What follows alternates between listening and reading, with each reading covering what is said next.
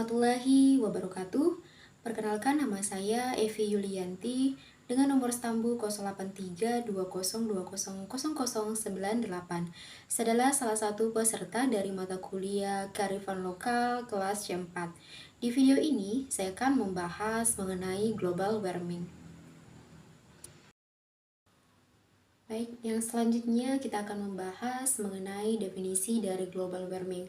Istilah pemanasan global mungkin kebanyakan orang sudah pernah mendengarnya, namun tak sedikit pula orang yang mengetahui pengertiannya. Jadi, pemanasan global atau yang sering kita kenal sebagai global warming adalah fenomena meningkatnya suhu rata-rata atmosfer, lautan, dan daratan bumi secara menyeluruh.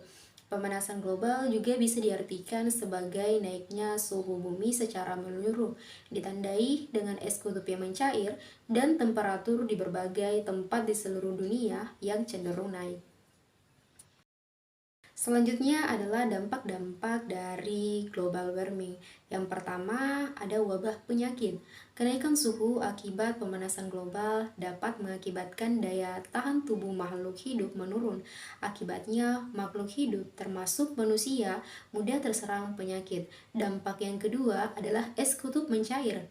Kenaikan suhu bumi mengakibatkan es di kutub mencair, sehingga es di sana juga akan meningkatkan volume air laut. Dampak yang ketiga adalah kualitas air menurun. Curah hujan yang terlampau tinggi bisa menurunkan kualitas sumber air. Di samping itu, kenaikan suhu juga berakibat pada kadar klorin dalam air yang bersih. Dampak yang keempat yakni kuantitas air berkurang. Pemanasan global menaikkan jumlah air di atmosfer dan dapat meningkatkan curah hujan. Walaupun hal ini bisa menambah jumlah sumber air bersih, curah hujan yang terlalu tinggi juga berdampak pada meningkatnya kemungkinan air langsung kembali ke laut. Artinya, air tidak sempat tersimpan untuk digunakan oleh manusia. Dampak selanjutnya adalah suhu air laut meningkat. Tak hanya peningkatan suhu di permukaan bumi, suhu laut pun akan meningkat akibat adanya pemanasan global. Ini juga dapat mengakibatkan makhluk hidup di dalam laut mati dan keseimbangan ekosistem terganggu. Dampak selanjutnya adalah terjadinya kabut asap. Peningkatan suhu di permukaan bumi bisa mengakibatkan kekeringan dan kebakaran hutan. Kabut asap karena kebakaran hutan juga berbahaya bagi kesehatan makhluk hidup. Dan dampak yang terakhir adalah permukaan air laut naik. Mencairnya es di kutub-kutub bumi dapat mendorong terjadinya banjir di sekitarnya. Pulau-pulau kecil juga bisa tenggelam akibat hal ini.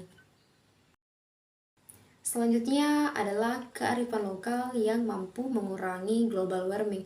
Yang pertama ada sistem sasi. Meski memanfaatkan kekayaan laut, masyarakat Maluku dan Papua tidak serakah dalam mengambil hasil laut karena mereka memiliki sistem yang disebut sebagai sistem sasi. Sistem sasi adalah pengaturan waktu bagi penduduk setempat untuk mengambil hasil laut di wilayah adatnya. Penduduk hanya boleh menangkap ikan pada saat-saat tertentu. Dengan demikian, flora dan fauna laut bisa memperbaharui diri dan berkembang biak dengan baik. Kearifan lokal yang kedua ada ilmu tiga hutan.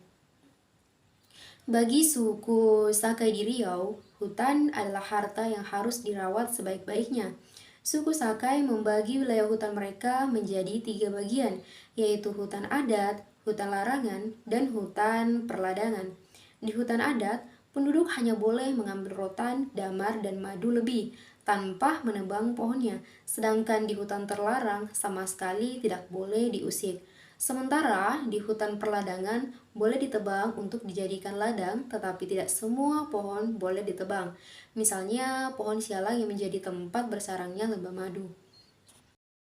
Selanjutnya ada ilmu pamali.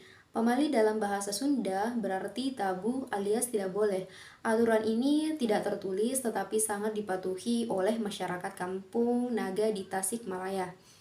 Penduduk Kampung Naga percaya jika melanggar adat, hidupnya tidak bakalan selamat. Peraturan tersebut diantaranya tidak boleh mengusik luweng larangan atau hutan larangan. Karenanya, penduduk membiarkan pohon tumbang di hutan sampai membusuk.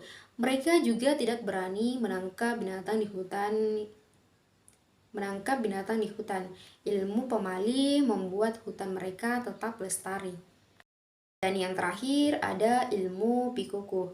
Pikukuh bagi masyarakat Baduy di Banten adalah aturan yang harus ditaati oleh warganya dan oleh pengunjung yang datang. Aturan itu antara lain dalam pertanian dilarang menggunakan teknologi kimia seperti pupuk buatan dan racun pemberantas hama. Penduduk juga dilarang membuai atau meracuni ikan di sungai, mandi memakai sabun, gosok gigi dengan pasta gigi, membuang kotoran di seberang tempat, dan lain sebagainya. Pikukuh membuat masyarakat Baduy hidup berdampingan dengan alam.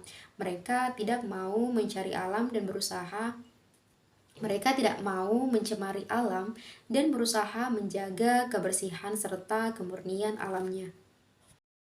Itulah tadi pembahasan singkat mengenai global warming dan kearifan-kearifan lokal di Indonesia yang mampu mengurangi dampak dari global warming itu sendiri. Sekian apa yang dapat saya sampaikan, kurang dan lebihnya mohon dimaafkan. Semoga apa yang saya sampaikan bisa menjadi pembelajaran untuk kita semua. Wabillahi taufiq wal hidayah. Wassalamualaikum warahmatullahi wabarakatuh.